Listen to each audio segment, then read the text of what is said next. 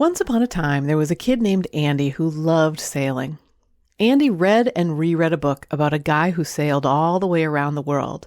He thought, how amazing would that be? Andy grew up to have a great life with some amazing children he wanted to be an example for, and he built a fulfilling career serving others, coaching Olympians and some of the greatest athletes in the world, coaching college students and young entrepreneurs and business people and teachers and fellow coaches. Over the more than 3 decades of Coach Andrew's career, he's had an incredibly positive impact on thousands of lives, all while helping people achieve their dreams. Now, Andrew is embarking on a dream of his own, sailing around the world in the Clipper Round the World race. 42,000 miles, 11 months sailing the globe, sailing into port on 6 of the world's 7 continents. It's the adventure of a lifetime, young Andy's dream manifested by Andrew's ongoing belief and positive mindset. Where in the world is Andrew Moss? Let's find out.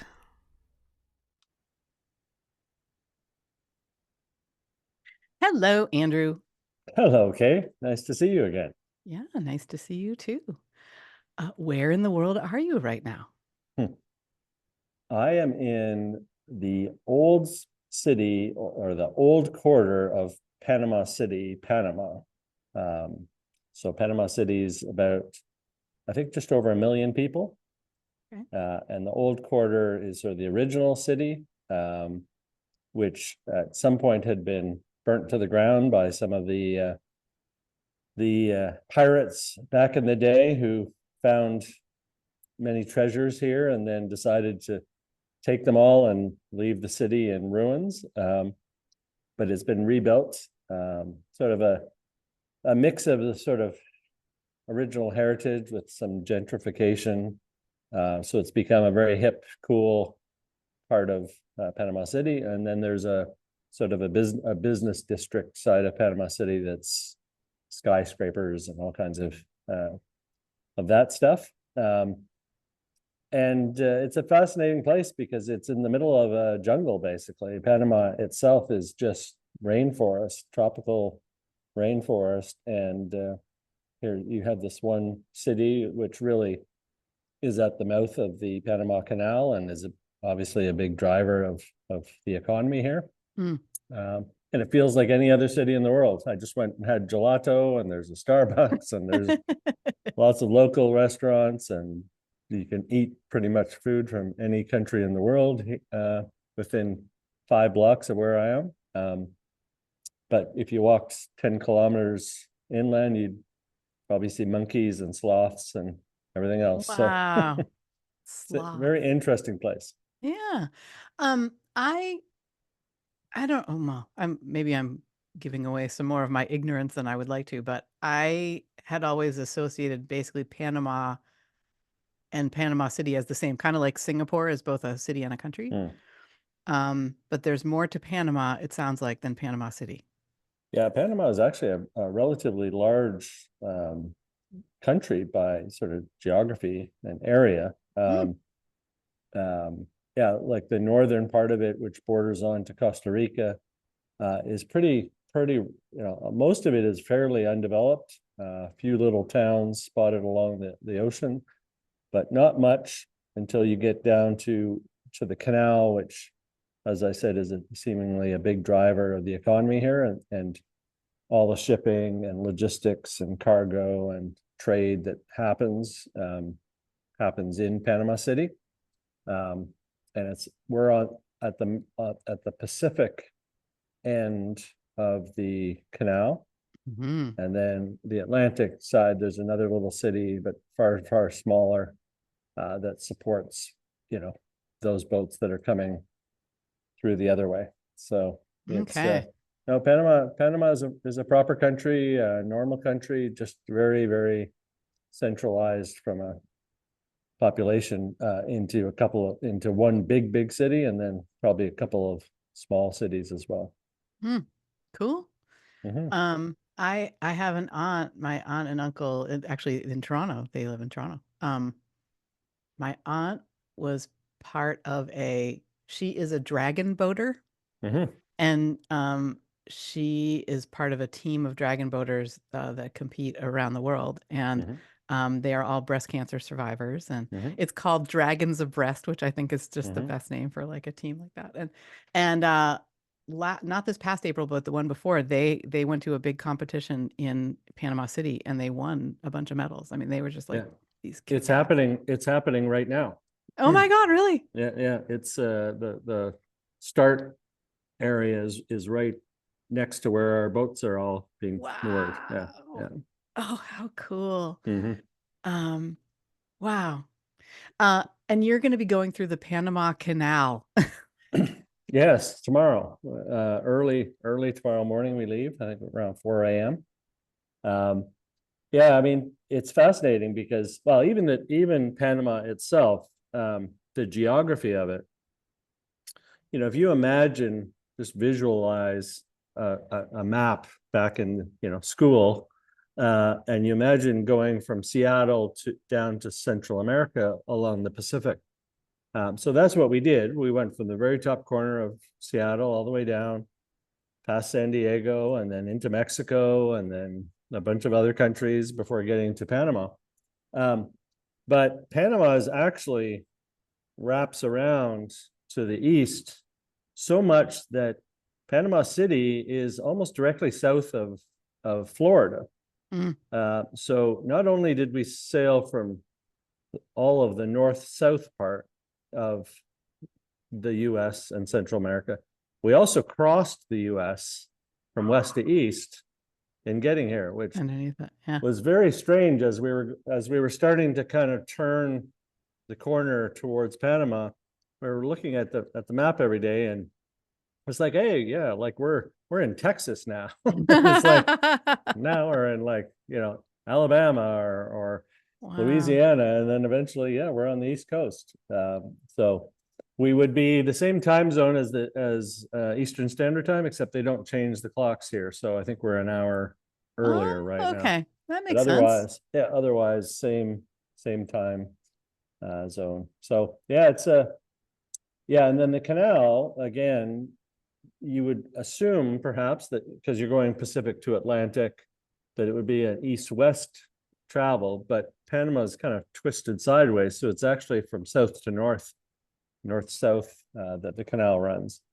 So yeah, that'll be tomorrow. It's like a 12-hour trip from one side to the other, and I think you go through about 500 or 600 meters of elevation change to go up the mountains and then come down on the other side. And we'll be sort of tucked in with some ships, fuel ships or container ships, and so it should be very, very interesting and lots of There's gonna history. be you with your, like you're gonna be in the boat and in Yeah. the same, because canal locks, I've seen how they work, and I don't know how familiar this is gonna be for anyone who hasn't seen it, but basically you're gonna start out at a certain level and the boat's either gonna rise or lower depending on which way that you're going in the Mhm. canal, right? Yep. And you're gonna be doing it at the same time as like there could be like a great big container ship next to you or something. Yeah. Yeah. Like out in the bay by where the boats are moored, there are probably 3 dozen ships anchored waiting their turn, and some of them are like over 1,000 feet long, like Wow. 340 meters long ship, Wow. um, and just covered full of containers. So, and it's that the one we saw is started in China and is heading to somewhere up the east coast of on the east coast of South America is its destination. So yeah, it should be fun. I think there'll be 3 of the Clipper boats together, and then we'll be put in with whoever else. So it should Okay. be. It should be, this is so cool. Mhm. To kind of, before, because I'm so excited to hear about the experience of this race that just passed. But Mhm. just to finish out this little bit of this, like, so you're going to get to the other side of the canal, which it sounds like is going to be like a 12-hour, Mhm. going through the canal. Um, and then you're going to get to the other side, and like, what happens then? Yeah, well, the way that they've scheduled it, the first 2 boats that finished the race are going through today, They would probably be almost there, probably another couple hours. And then there'll be 3 of us tomorrow, and then 3 the next day, and then the final 3 on the last day. And so we will go to a marina that's on the other side and moor there for a couple of nights, and we'll wait for the last group to come through the canal.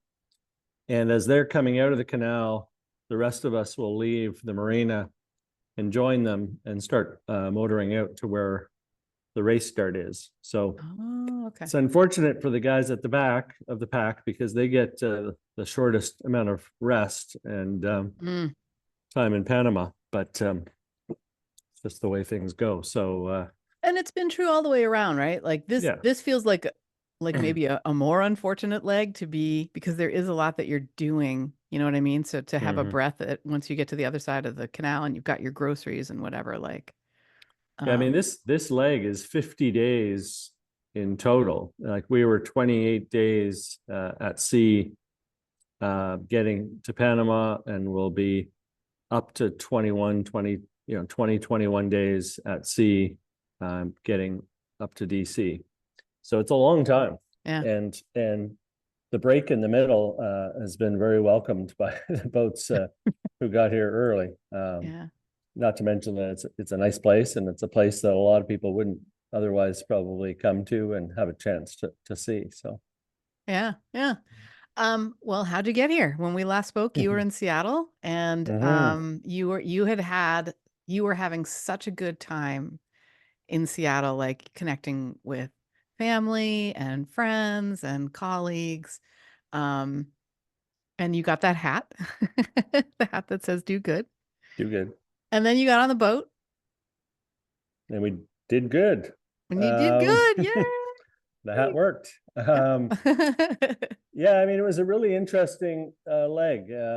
It was cold and miserable leaving Seattle, to be honest. We had some cold weather and got quite windy and stormy for the first week, which was great from a sailing perspective. We covered a ton of distance very, very quickly. I think we were down to San Diego within about 5.5 days, which in a sailboat seems like phenomenally fast. So that was cool. And obviously the further we got and the closer to San Diego, the weather started to warm up gradually. So that was cool. And then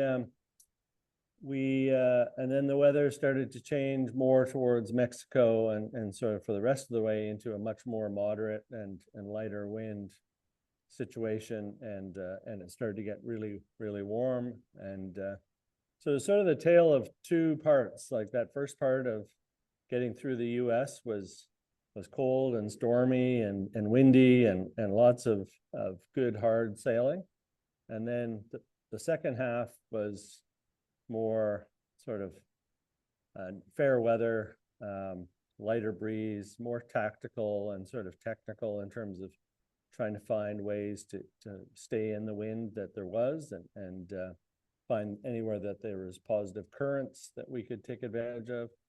So it was quite interesting because the race was set up so that there was multiple potential finish lines, because this leg tends to run out of wind the further south you go.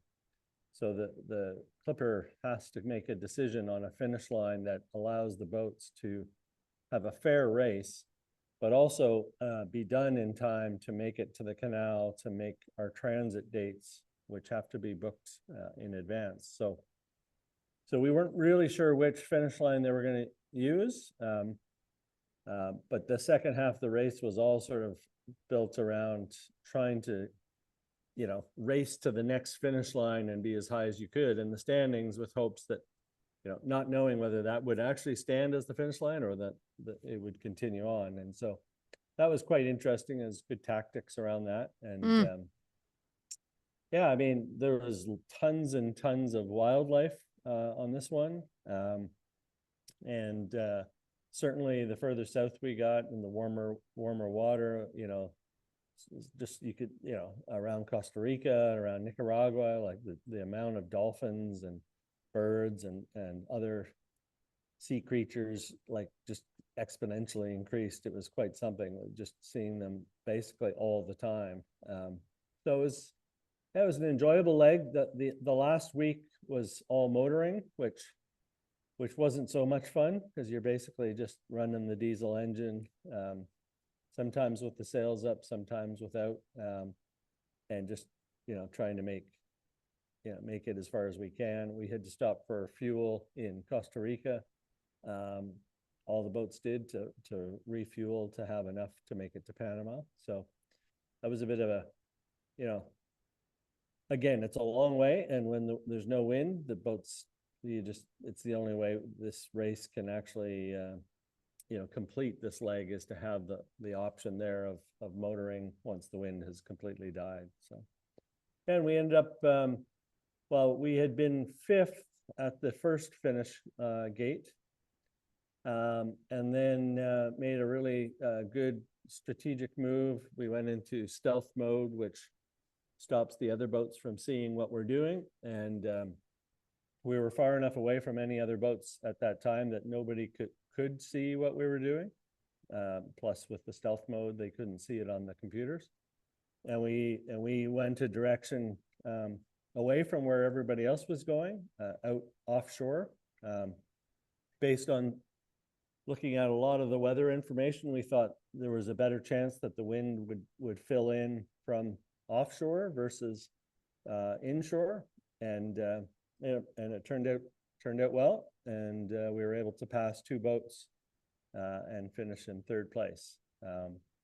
We just had enough wind to get across that second finish gate in 3rd, and the wind had eventually built on the inshore side, but not until the very, very end, and we had a pretty sizable lead at that point over the boats behind us. So it was exciting. We were well aware of what was going on and how the other boats were doing, probably not to the same extent as the fans at home, because we only get 6-hour updates, not hourly updates. So but we were feeling the nervousness of trying to keep the boat moving, and feeling like we were doing well, but not being 100% sure how it was going to play out. So it was exciting.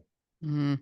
Well, as you're talking, like, I'm remembering the feeling of being a witness, right? Like watching the race viewer, and there was a boat on the eastern side that did grab some wind. I think it was the Yacht Club Punta del Este. Yep. Yeah. Yep. And like, you would not be over the finish line yet, and they would be a little closer. And then the next hour, you would not be over the finish line yet, and they would be a little. We were like, I mean, even in my house, we were like, Yeah. It's really, it was really fun. I think we've talked about this before. Like, it doesn't matter if you're moving from 10th to 9th, or if you're moving from 4th to 5th, or if you're trying to fend off another boat that's so close. It's the fun of it seems to be, even like the way that a scoreless hockey game is such fun to watch, because you just never know, right? Like, it had that really adventurous, like, this matters, close feeling. And I imagine that must have been even more so on the boat. Yeah.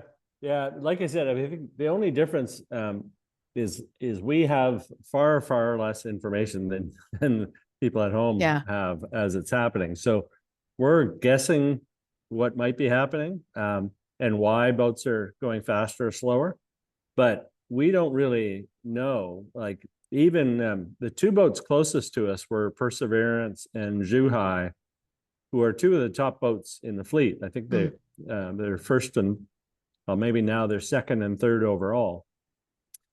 So very competent boats, and we could see that we were doing quite well against them.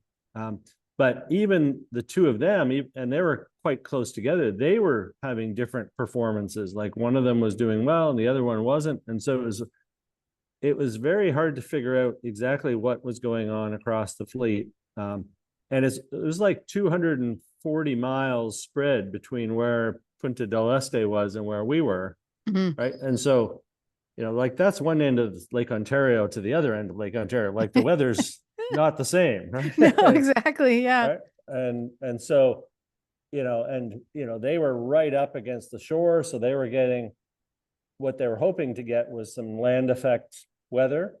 And there are mountains along the Central America coast which produce a lot of weather and clouds and squalls. So they were hoping to take advantage of that. We were taking advantage of some weather that was well offshore, but looked like it was going to work its way in. So, but you could have been 10 miles from another boat and had very different conditions. So you never really knew exactly how it was going to play out.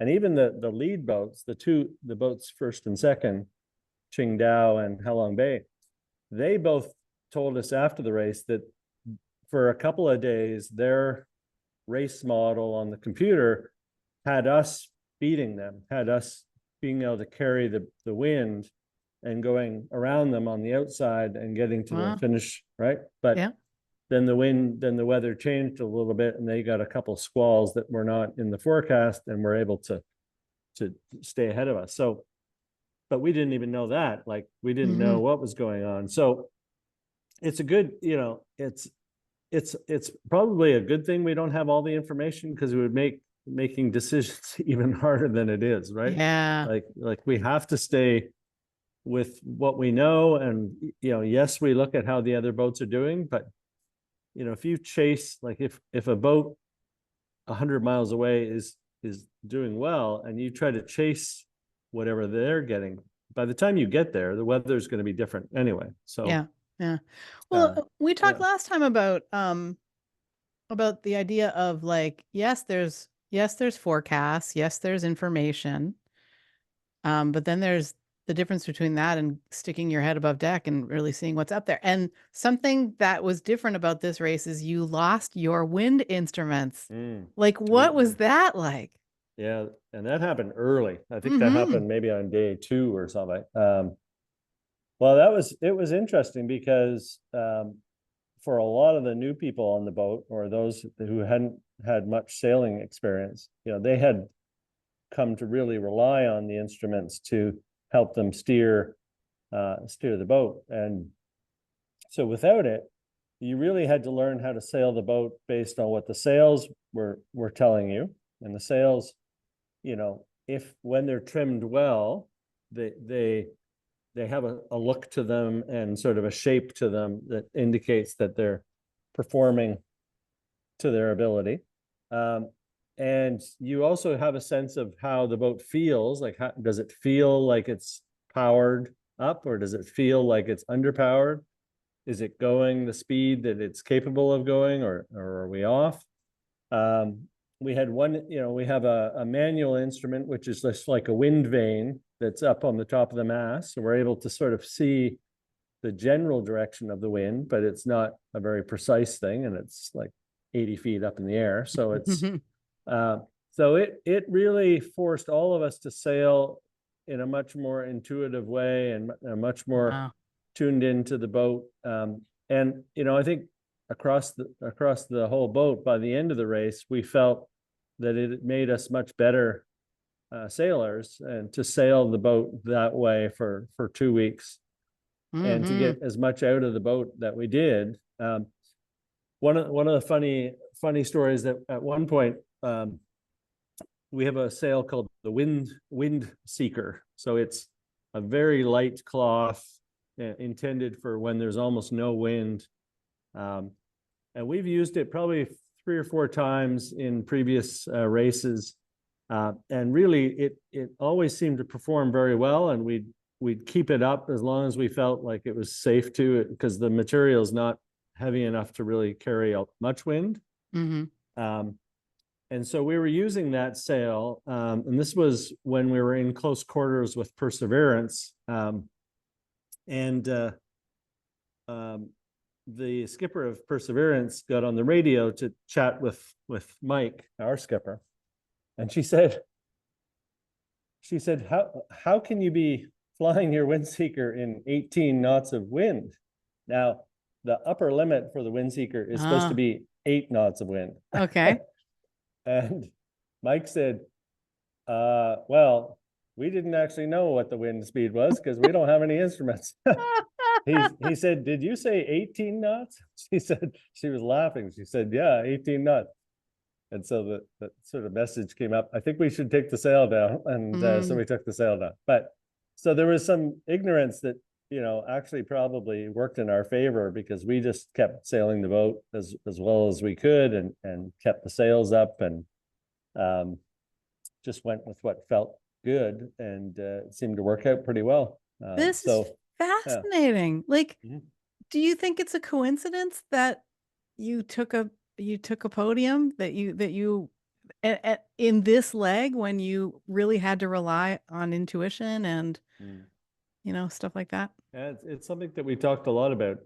I don't know if it contributed, but it certainly made us have to pay more attention to our sailing and our sails and than we would have if we were just staring at the computer readout, in front of the helm. Yeah. So I can't imagine it, in a best case scenario, you'd like to have the data, but not have to rely on it, like have the best of both.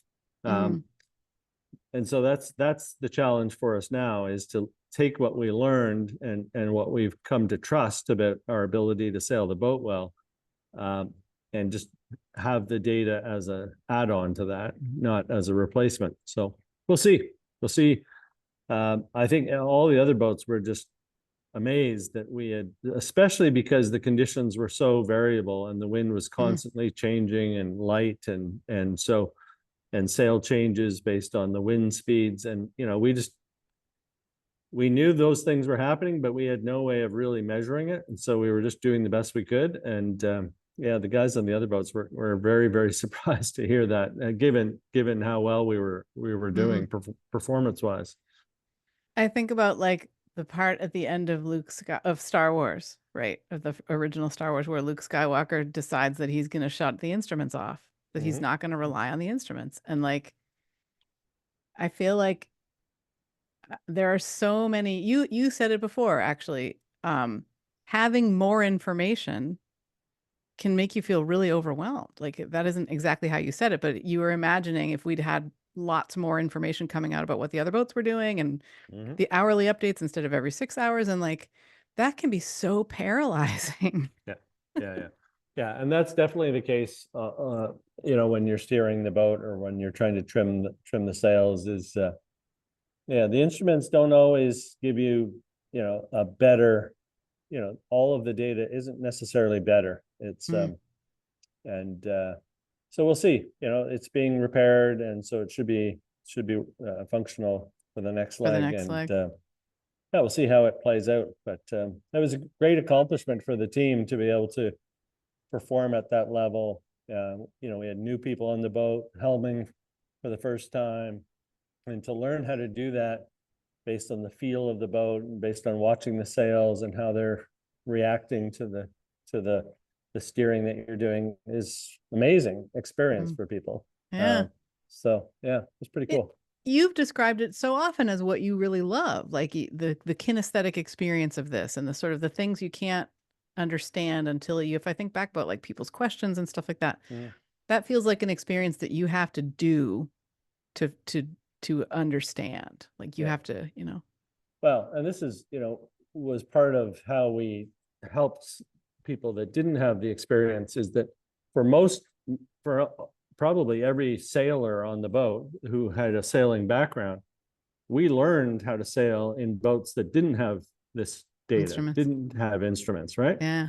The best case is they had a little pieces of wool on the sails that told you whether the sail was shaped well or not shaped well, maybe had a little wind vane on to help. But generally, most of the small boats that you learn to sail in don't have much to tell you, to give you feedback on how you're doing. So this wasn't that big a deal for those of us who've sailed more, but for those that had learned, with the instruments or were coming on for the first time, it was a great experience for them, and super proud of how everybody was able to figure it out and perform. Yeah. Woohoo! Go PSP on.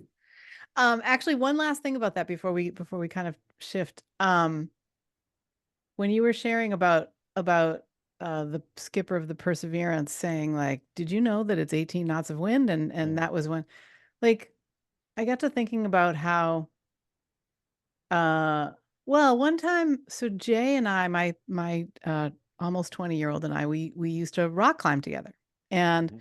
we do indoor rock climbing, and or really it's bouldering, and there are these like they'll rate the climbs so that you kind of know what you're getting into. Mhm. And we tried, well, I tried a climb that was not rated, but looked like something that maybe I could do. And when I returned a week later and discovered that that climb that I'd been successful on was like it blew away any level of climb I had done before. Like I would never have tried it if it said it was a V whatever, V2 or V3. And it's so fast. This feels like that a little bit. Like if you don't if you're going by intuition or you're going by the conditions and the way that you're feeling, like maybe there's some risk in that, but maybe that's also part of why you had the success that you had. Does that make sense?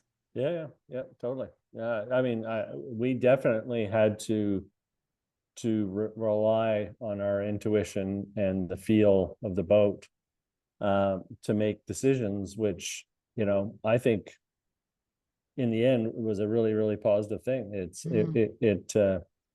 It helped us, especially when we got results that were sort of affirming that we were making good decisions. That certainly helps, right? Like Yeah, if it, yeah. if we were at the back of the pack, this would be a different conversation perhaps. But Mm, the fact is, we did the best we could. We used the information we had available to us in the moment and made decisions. And you know, I talked about it on the boat, and I wrote about it afterwards. That it's very few times in life are you actually going to have all of the information to make what that you would love to have to make a decision.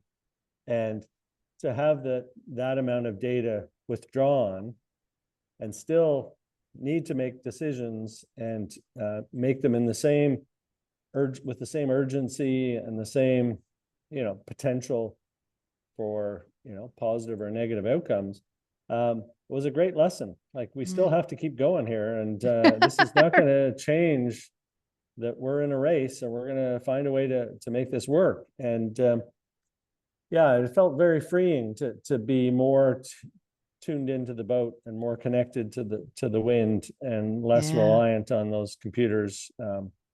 So always something to be learned. I mean, it's as you alluded to, it's what I love about sailing most is there are so many lessons that about how if you learn how to give in to the fact that your only thing is to respond as best you can to the events that happen with the information you have in the moment, there's a lot to be learned for the rest of your life from that.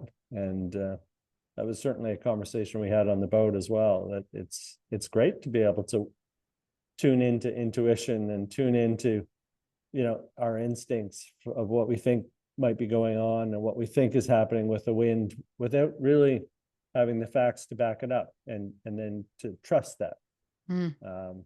So yeah, and now we'll see what plays out once we have the information again.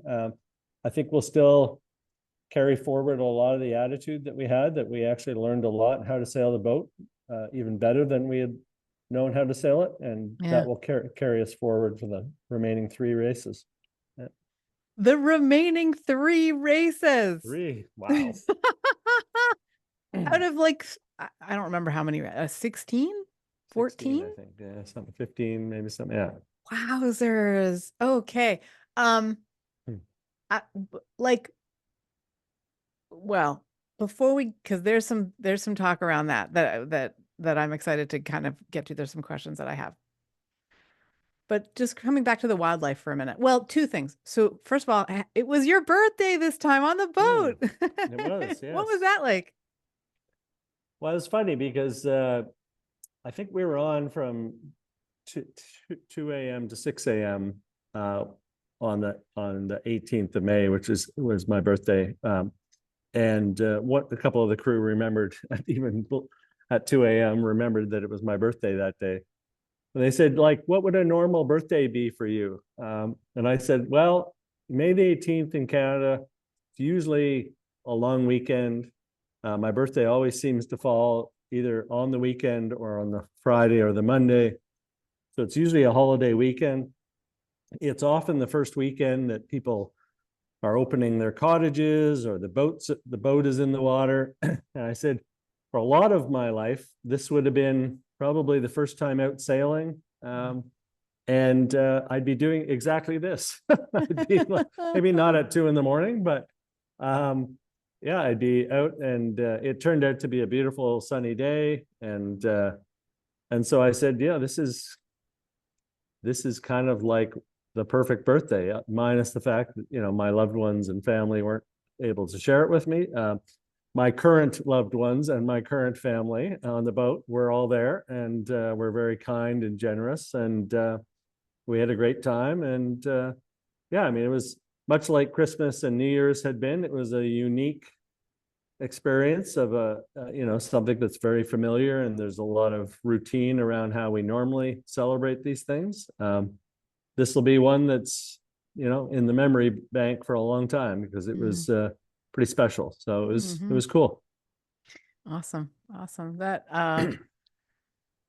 yeah, I mean, there have been other people's birthdays that we'll sometimes hear about, and like it was kind of fun to realize that it was your birthday. So happy birthday. Yeah. Well, part of the thank you. And part of the story I told was also that it reminded me that my birthday the year before was during one of the trainings for the race, or I think the 3rd level training. And we were out sailing in the English Channel on a beautiful sunny day. And that was my then 55th birthday that day. And I was telling the story about growing up in Canada, that we had an insurance company that had an advertising campaign called Freedom 55. And they had these people who looked like they had retired to Florida, were driving around in their, convertible and playing golf and tennis in their silly outfits and the whole thing. And and I said, yeah, like on my 55th birthday, I was looking around the boat going, I'm sailing the English Channel on a beautiful sunny day. This is my version of Freedom 55. And so it was cool that a year later, I was doing exactly the same thing still. So now I've got to see how many more years I can keep that streak going. Yeah. How many years in a row can you be on a boat? Yeah. Doing what you're doing on your birthday. I remember that. Like I feel like you must have written something about freedom at 55 or whatever, and that's just super cool that's what's happened. And again, it leads into this next thing. But tell me about the boobies. Like we heard, like I before we leave the sort of feeling of this race, there was a bird situation, right? That was pretty cool. There was a bird situation. There was definitely a bird situation. Yeah, there are a lot of booby jokes, as you might gather, on a boat. Some appropriate, most not appropriate. But boobies are a very common bird out in the ocean. They're sort of like a cross between an albatross and a seagull. And they're not at all afraid of the boats or people. So at some point, sort of off, I think it was around the off the Mexico coast, we started to have 1 or 2 boobies that would sort of fly around the boat for several hours. And then one of them got the courage to try a landing and failed a few times. And eventually they found a spot up on at the bow of the boat to land successfly. The first one did. And then shortly after, their partner, and we think it might have been like a older and a younger pairing, because the colorations, we have some books on the boat. Mike's a big bird guy, so we have some books on the boat about birds. And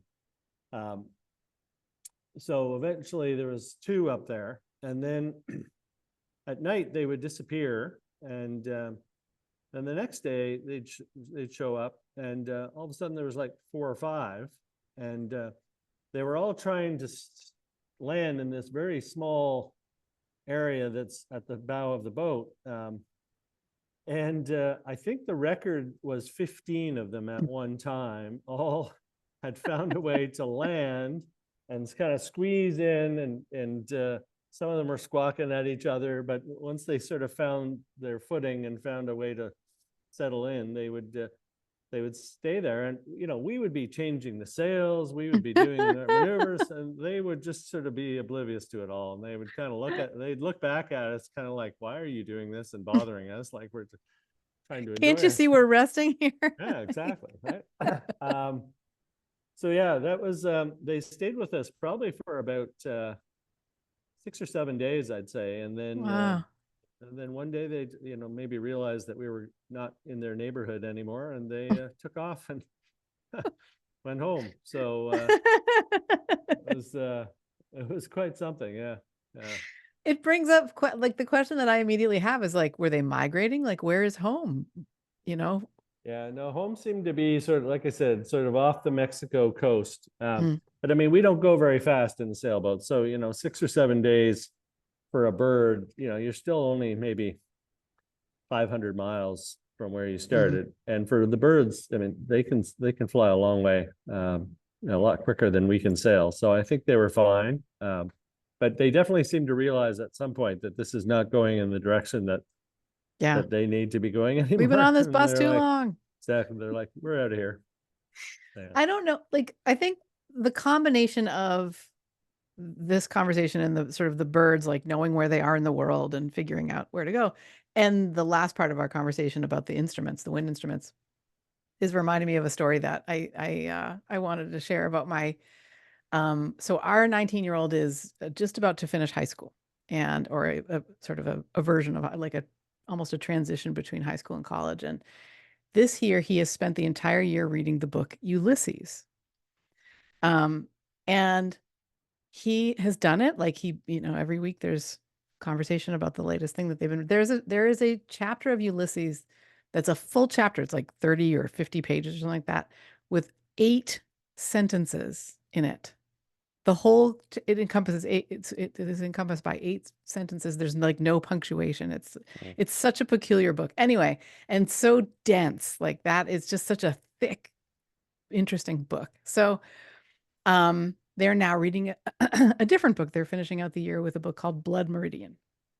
And a friend of Jay's who's in college has apparently read Blood Meridian and was like, "Oh, that's a really dense book. I don't know how much you're gonna enjoy that." And Jay was like, "Are you kidding? Like, there is no dense book to me anymore because I have read Ulysses." And it just feels like I don't know, you guys expanded your crew, right? You expanded your comfort zone like so much by like with the change in the loss of the wind instruments. Like it turned out to not be a loss at all, but instead kind of just you grew into figuring out how to do that. And then I was just thinking about the birds, like deciding at some point that they've been on this particular bus ride too long, so they got up and went somewhere else. It's like so fun to just, I don't know, do it without the preconceived notions, right?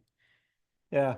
I mean, we had some interesting conversations on the boat, just watching the birds and the other wildlife do their thing and live their lives. And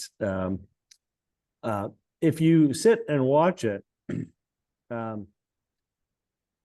with the idea that there's just as much intelligence being demonstrated in how a bird is living their life as there is watching one of us humans live our life.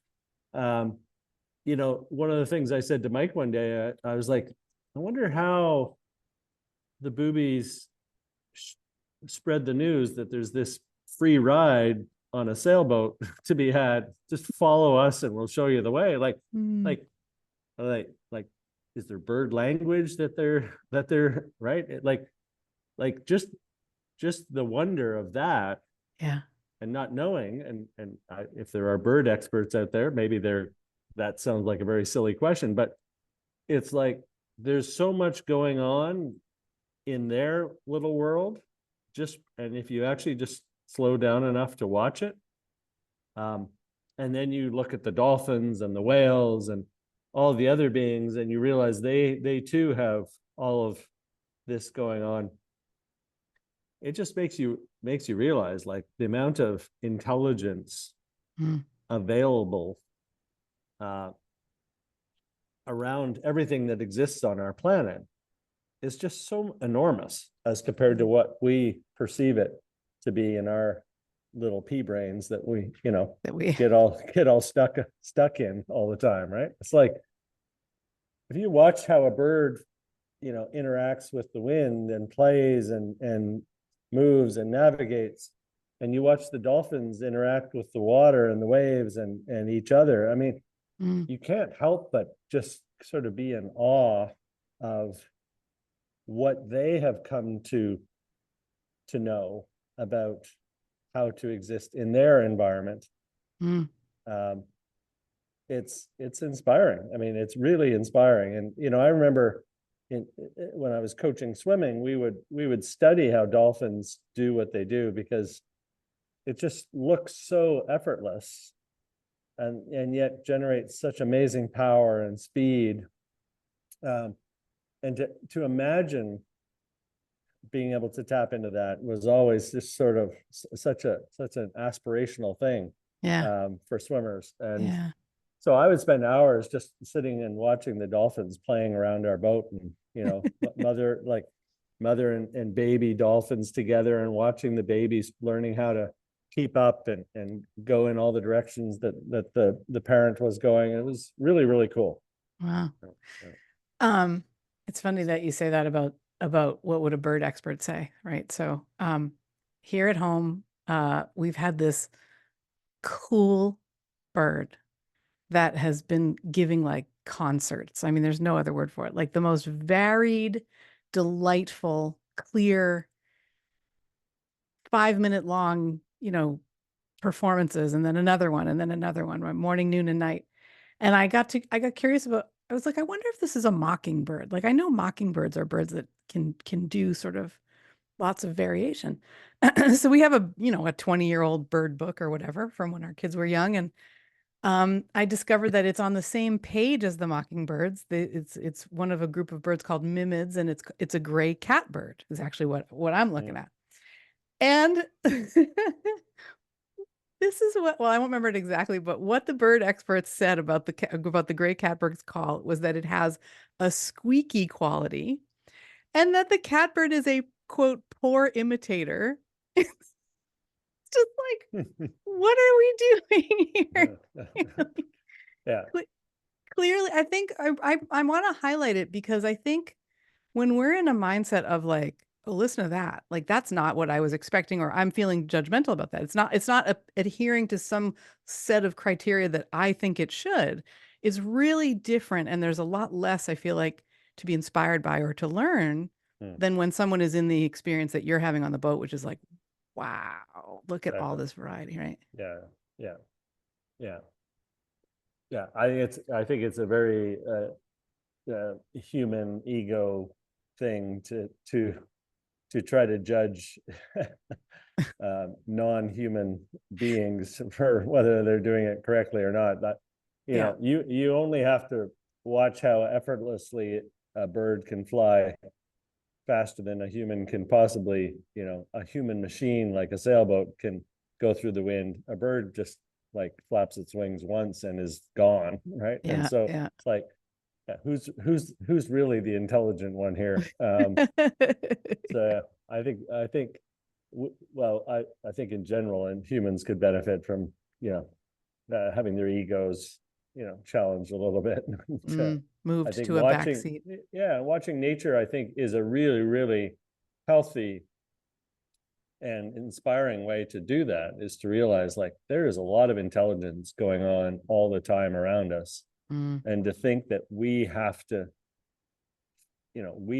have it all I mean, the reality is we don't, but it's available, and maybe there are ways to tap into intelligence that is available to the non-human beings, if we can quiet our own minds down long Yeah. enough to actually tune into it. So yeah, I'm curious about all that. I'm sure it'll be something that, well, it will be a lasting part of my experience that it's piqued lots of curiosity for me to continue to look in that direction when I'm done.